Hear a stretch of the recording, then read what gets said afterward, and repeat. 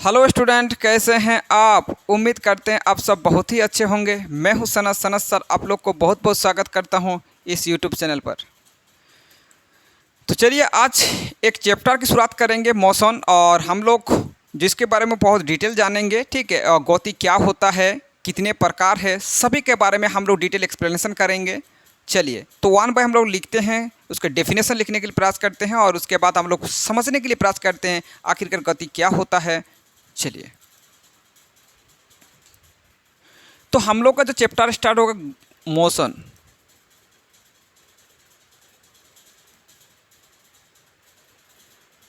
जिन्हें हिंदी में कहा जाता है गति। तो सबसे पहले हम लोग को गति के बारे में जानना जरूरी है कि गति आखिरकार होता क्या है।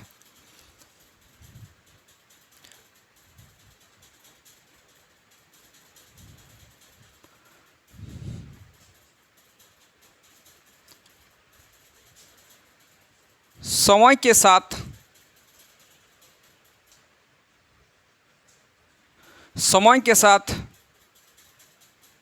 जब समय के साथ जब कोई वस्तु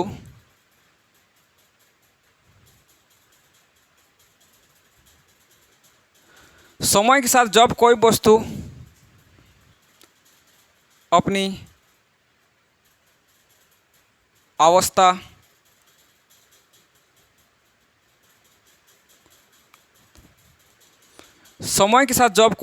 अपनी अवस्था में परिवर्तन होता है,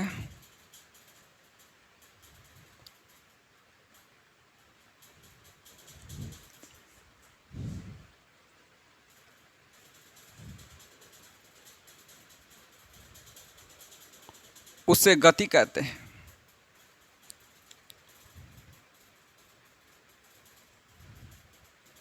चलिए तो गति क्या होता है। समय के साथ जब कोई वस्तु अपनी अवस्था में परिवर्तन होता है उसे गति कहते हैं। तो समय के अनुसार क्या होगा, अपना जो अवस्था में कुछ ना कुछ चेंजेस होगा उसी को बोला जाएगा गति। ठीक है, समझाते हैं आप लोग को। देखो एग्जाम्पल के थ्रू हम लोग समझने के लिए प्रयास करते हैं। देखो एक एग्जाम्पल डालते हैं। जैसे मान लीजिए ये पे एक कोई वस्तु है, मान लीजिए कोई व्यक्ति पे है।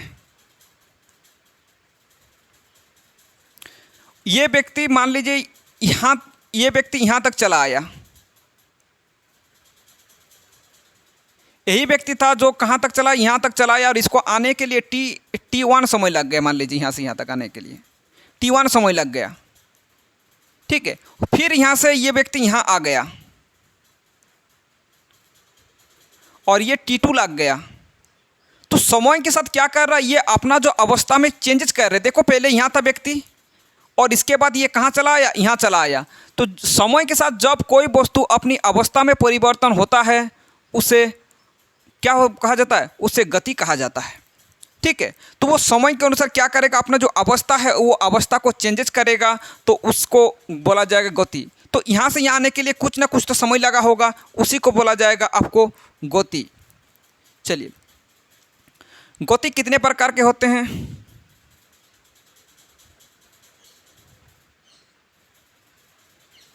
गति के प्रकार लिखो। वैसे गति के क्योंकि बहुत सारे प्रकार होते हैं। गति के प्रकार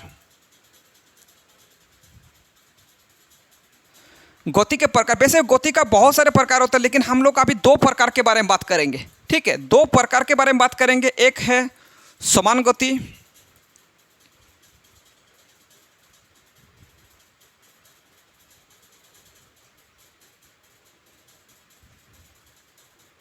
एक है समान गति और दूसरा है असमान गति।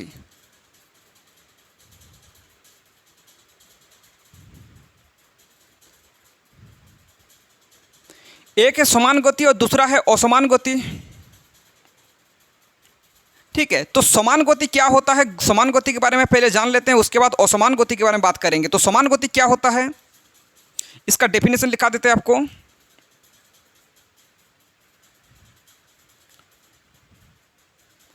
समान गति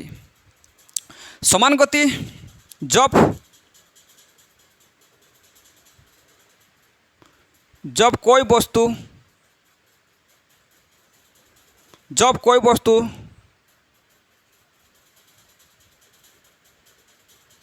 समान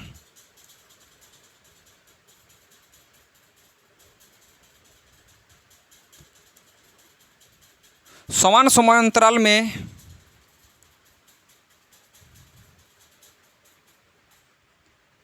समान दूरी तय करे।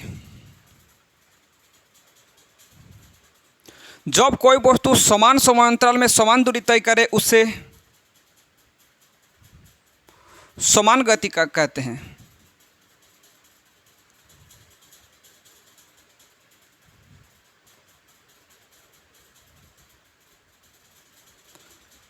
तो समान गति की अगर बात करें, जब कोई वस्तु समान समय अंतराल में समान दूरी तय करता है उसे समान गति कहा जाता है। तो समान अंतराल आपको क्या होगा, समान समय अंतराल में टाइम समान रहेगा और समान दूरी तय करेगा, उसी को बोला जाएगा समान गति। उदाहरण के थ्रू समझते हैं, डायरेक्टली अगर नहीं समझ में कोई दिक्कत नहीं है। अब देखो,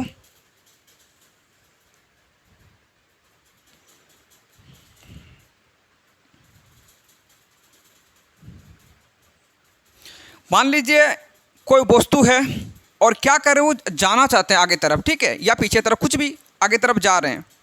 तो अगर मान लीजिए इसको 1 घंटा लग गया, 1 घंटा में मान लीजिए 10 किलोमीटर जा रहा, कितना जा रहा, 1 घंटा में 10 किलोमीटर जा रहा, ठीक है।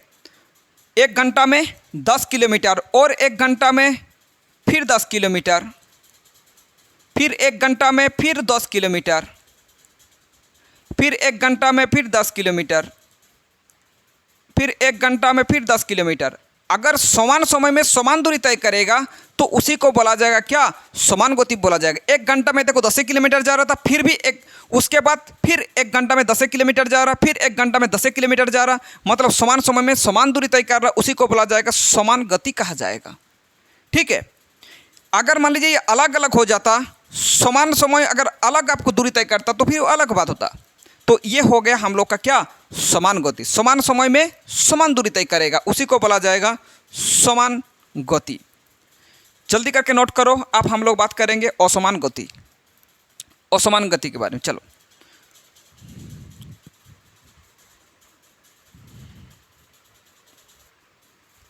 चलिए अब बात करेंगे असमान गति। समान गति तो समझ में आ चुका है, अब बात करेंगे असमान गति।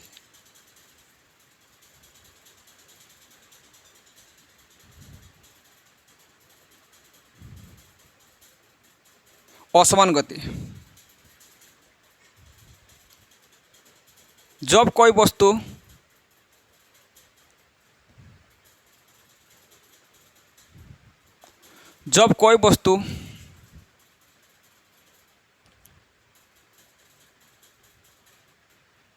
समान समय अंतराल में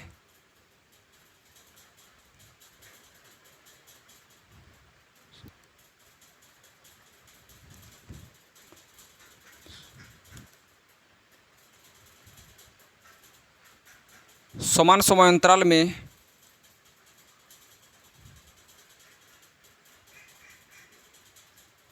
असमान दूरी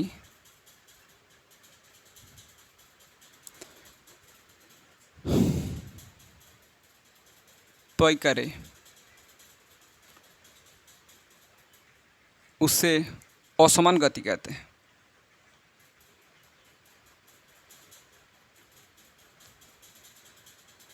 असमान गति कहते हैं। जब कोई वस्तु समान समय अंतराल में असमान दूरी तय करे उसे असमान गति कहते हैं। समय तो सेम रहेगा लेकिन दूरी जो होगा वो अलग अलग हो सकता है। जैसे आपको समझा देते हैं,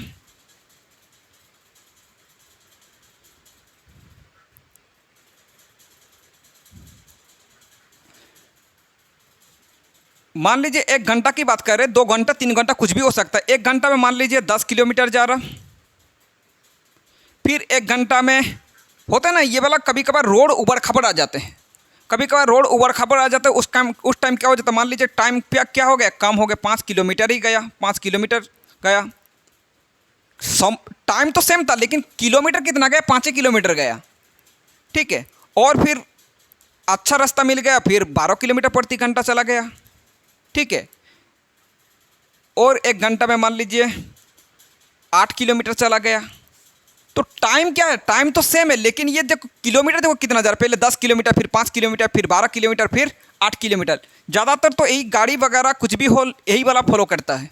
असमान आपका असमान जो गति होता है यही वाला फॉलो करता है, समान गति वाला फॉलो नहीं करता है, ठीक है। चलिए तो जल्दी करके नोट करो। अब हम लोग बात करेंगे दूरी।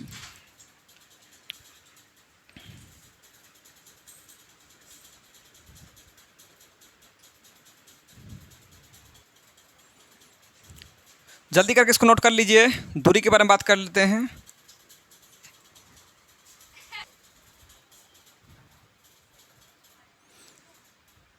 चलिए दूरी के बारे में बता देते हैं। किसी गतिशील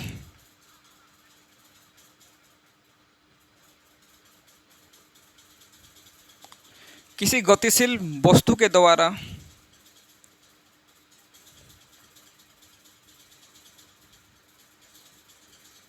किसी गतिशील वस्तु के द्वारा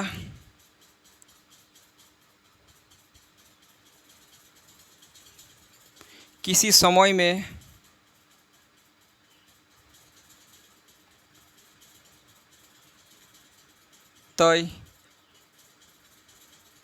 तय की गई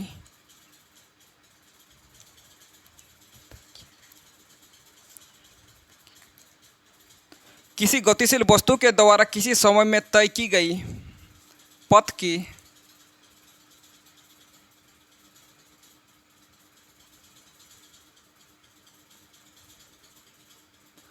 की लंबाई को दूरी कहते हैं।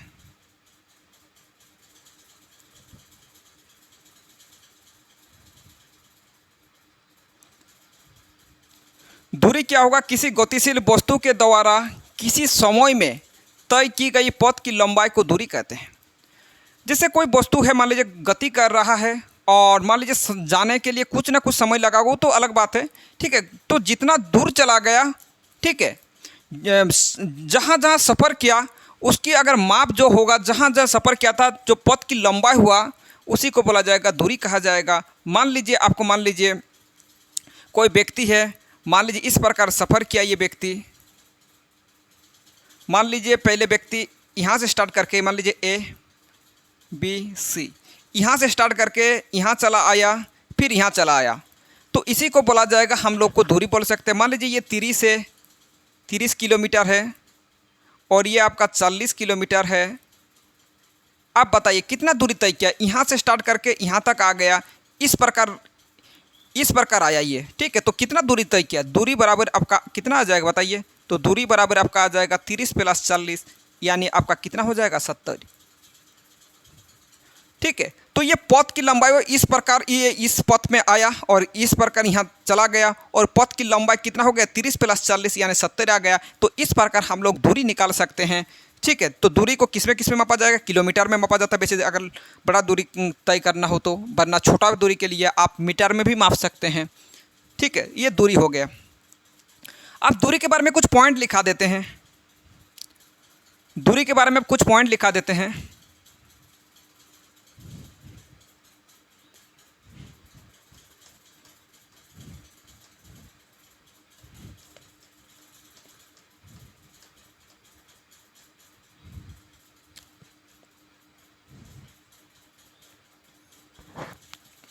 कारण से अच्छा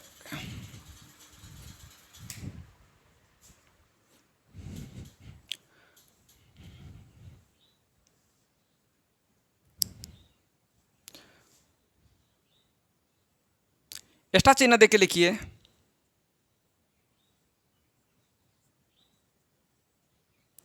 दूरी दिशा पर निर्भर नहीं करता है।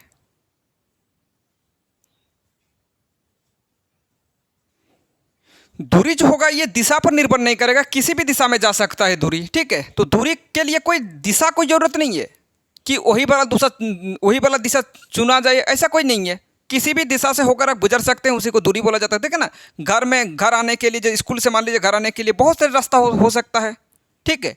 जरूरी नहीं कि आप उस रास्ता में जाने पर ही पहुंचोगे, नहीं, बहुत सारे रास्ता होता है, ठीक है, ऐसी बात है। और जिसमें आओगे अलग अलग दूरी हो सकता है, किसी पे ज़्यादा हो सकता है, किसी में कम दूरी होता है, ठीक है। तो दूरी दिशा पर निर्भर नहीं करता है, एक तो हो गया।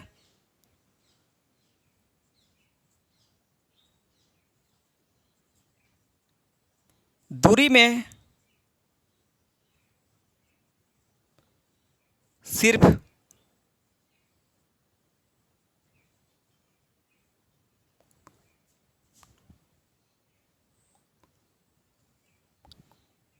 परिमाप होता है,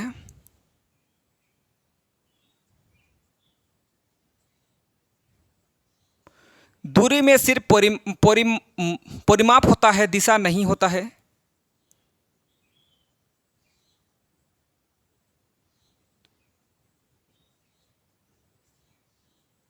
तो जिसमें सिर्फ और सिर्फ परिमाप हो या फिर सिर्फ और सिर्फ दिशा हो, उसको क्या बोला जाता है? उसको बोला जाता है अदिश राशि कहा जाता है। क्या कहा जाता है? अदिश राशि। तो इसलिए यह क्या हो जाएगा? यह एक अदिश राशि है, यह एक एग्जाम में पूछा जाता है, यह एक अदिश राशि है। क्यों अदिश राशि हो गया? क्योंकि इसमें सिर्फ परिमाप है, दिशा नहीं है। तो इसके चलते ये क्या हो जाएगा? यह एक अदिश राशि है। अगर दोनों मौजूद हो, परिमाप भी और दिशा भी, तो फिर वो राशि क्या हो जाता है? वो वाला राशि हो जाता है सदिश राशि हो जाता है, ठीक है। क्योंकि सदिश और अदिश से कुछ सवाल पूछा भी जाता है, ठीक है। तो यह एक अदिश राशि है।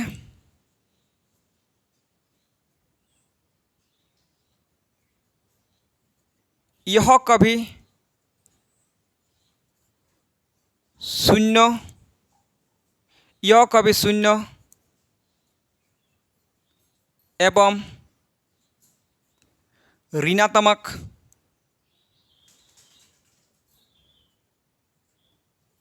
नहीं हो सकती है।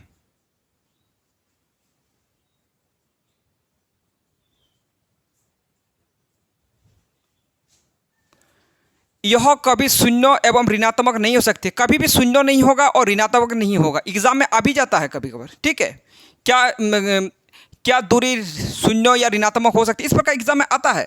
तो ये ऑब्जेक्टिव क्वेश्चन के बहुत ज़्यादा हेल्पफुल रहेगा, जल्दी करके नोट करो आप। हम लोग बात करेंगे, ये दूरी हो गया, दूरी के बाद एक विस्थापन अभी बात करेंगे, ठीक है।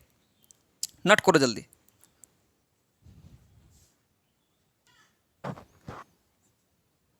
चलिए अब बात करेंगे हम लोग विस्थापन, डिस्प्लेसमेंट, विस्थापन।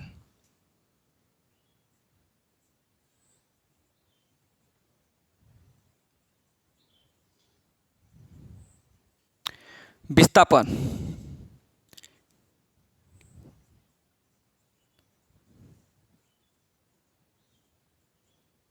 चलो डिस्प्लेसमेंट इंग्लिश में कहा जाता है। तो विस्थापन क्या होता है?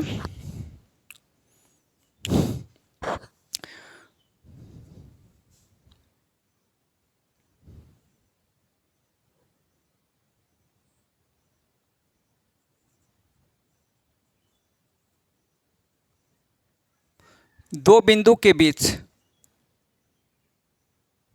दो बिंदुओं के बीच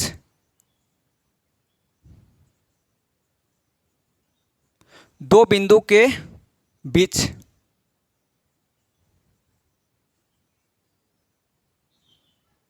किसी दिशा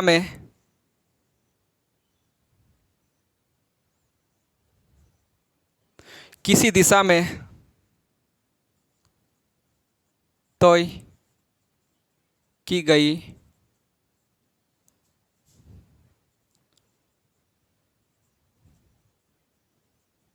न्यूनतम दूरी को विस्थापन कहते हैं।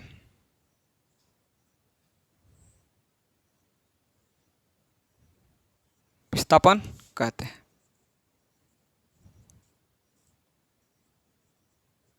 दो बिंदुओं के बीच किसी दिशा में, किसी निश्चित, लिखो, दो बिंदुओं के बीच किसी निश्चित दिशा में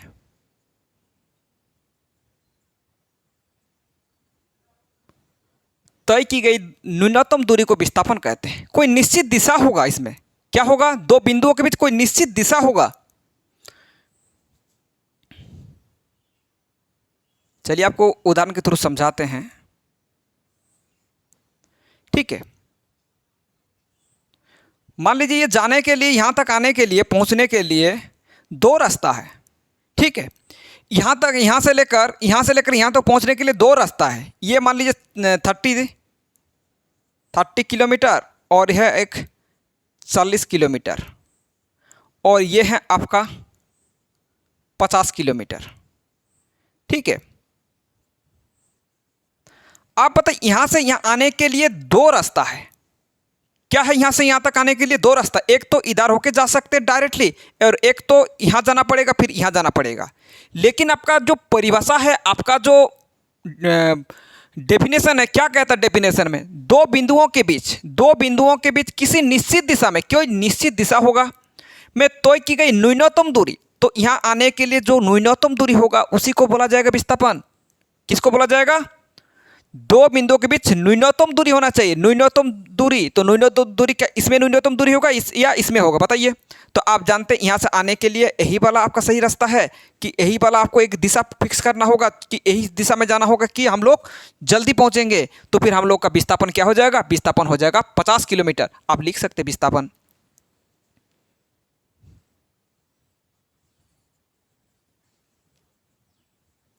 विस्थापन बराबर 50 किलोमीटर, ना कि 70 किलोमीटर। तो यही हो जाएगा इसका आंसर। ठीक है, तो इस प्रकार आप इजीली विस्थापन निकाल सकते हैं। वैसे इसके रिगार्डिंग आपको क्वेश्चन बाद में करवाएंगे, अभी नहीं, अभी तो सिर्फ और सिर्फ लिख रहे हैं, इसके बारे में हम लोग बात कर रहे हैं। चलिए उसके बारे में और कुछ पॉइंट लिखा देते हैं, जल्दी करके लिख लीजिए।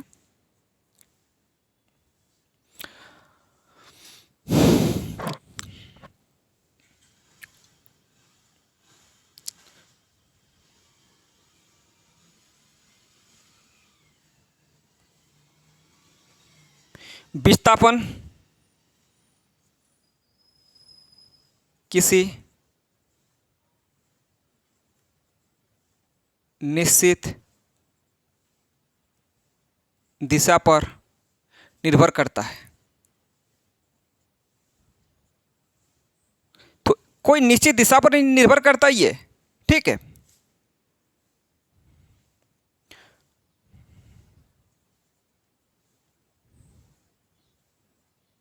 विस्थापन में परिमाप एवं दिशा दोनों होते हैं।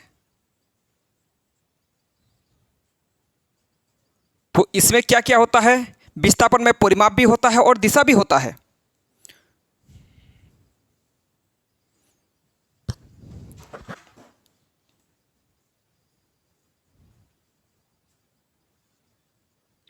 विस्थापन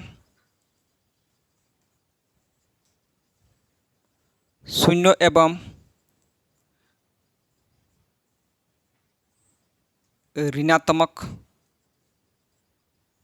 हो सकती है।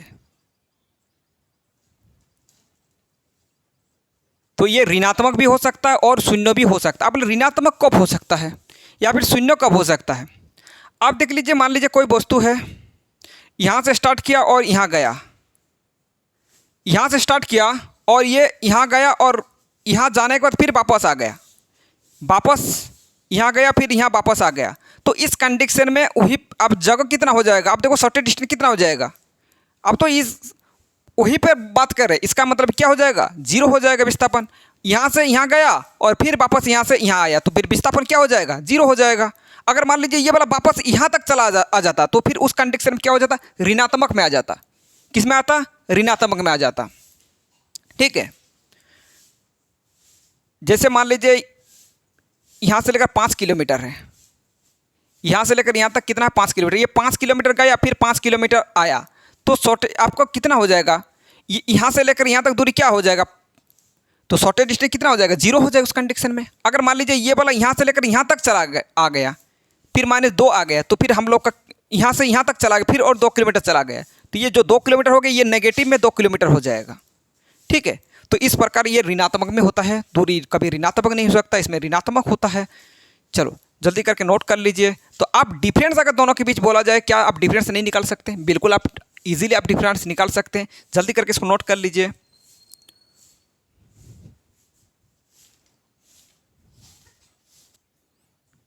चलिए आप चाल के बारे में बताते हैं।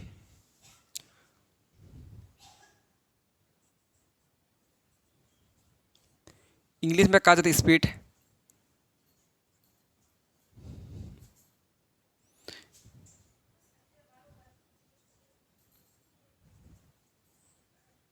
किसी वस्तु द्वारा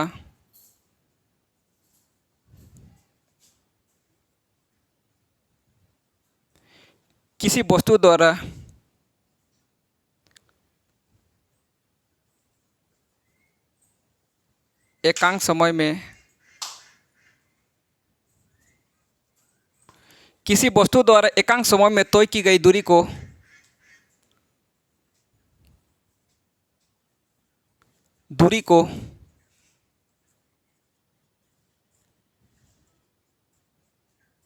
किसी वस्तु द्वारा एकांक समय में तय की गई दूरी को चाल कहते हैं।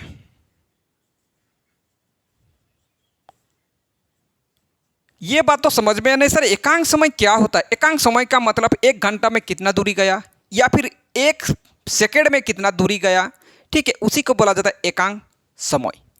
ठीक है, 1 घंटा में कितना दूरी गया, 1 मिनट में कितना दूरी गया, 1 सेकेंड में कितना दूरी गया, उसी को क्या बोला जाएगा? उसी को बोला जाएगा एकांक समय। तो किसी वस्तु द्वारा एकांक समय में तय की गई दूरी को चाल कहते हैं। ठीक है, तो चाल जैसे हम लोग मान लीजिए कोई व्यक्ति था मान लीजिए,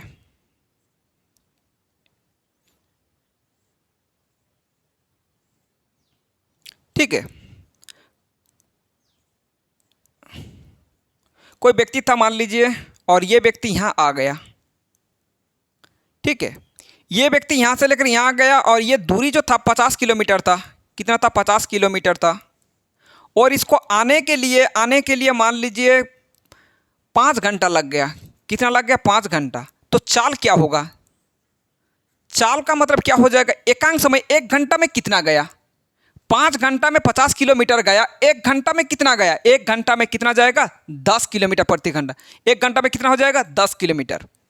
तो 1 घंटा में हो जाएगा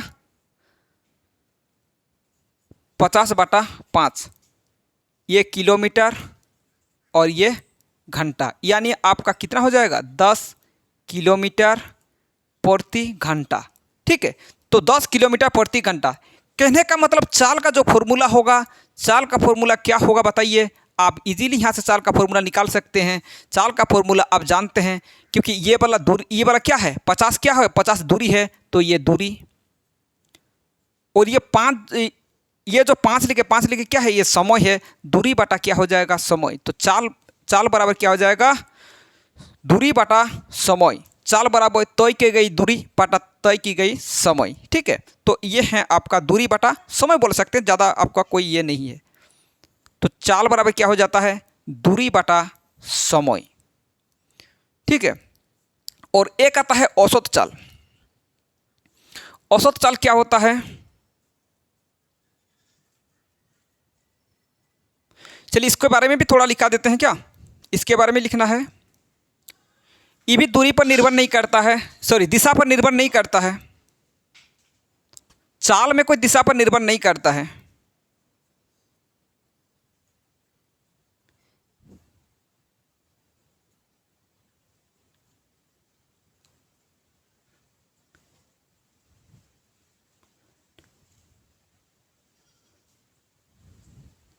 तो इसमें भी परिमाप होते हैं, लेकिन इसमें क्या नहीं होता है? दिशा नहीं होता है। तो ये क्या हो जाएगा? यह सदिश राशि है। यह अदिश हो जाएगा ना, यह अदिश राशि है।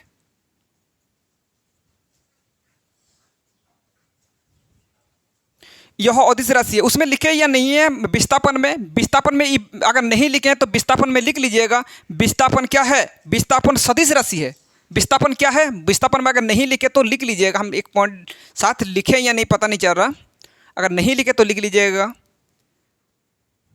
यह एक विस्थापन ही लिख देते हैं। विस्थापन एक सदिश राशि है, साथ इसमें लिखें या नहीं पता नहीं चल रहा। विस्थापन एक सदिश राशि है, तो ये लिख लीजिएगा उसी में।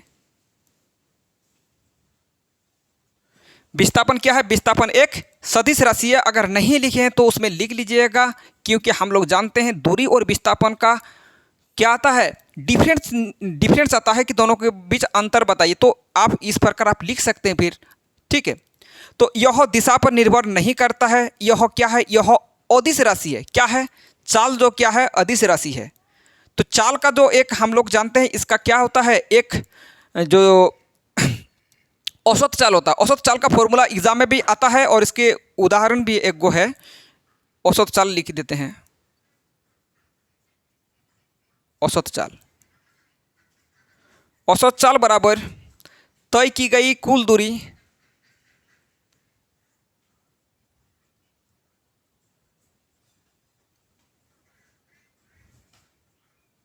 तय की गई कुल दूरी बटा कुल समय। कुल समय। तो औसत चाल बराबर क्या होता है? तय की गई कुल दूरी बटा कुल समय होता है। इसी को औसत चाल बोला जाता है। ये बहुत ज़्यादा इंपॉर्टेंट है, ये बहुत ज़्यादा इंपॉर्टेंट है। इसके रिगार्डिंग में क्वेश्चन पूछा जाता है, ठीक है। इसके रिगार्डिंग क्वेश्चन पूछा जाता है, जल्दी करके नोट करो।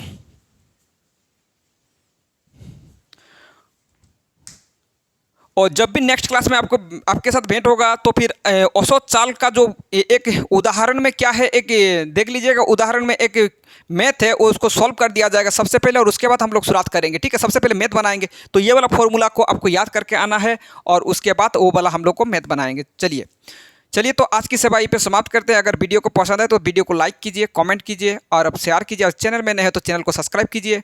और बार बार इस प्रकार का आपको वीडियो देखने को मिल जाएगा। आप इस चैनल के साथ जुड़े रहिए। चलिए, ऑल द बेस्ट।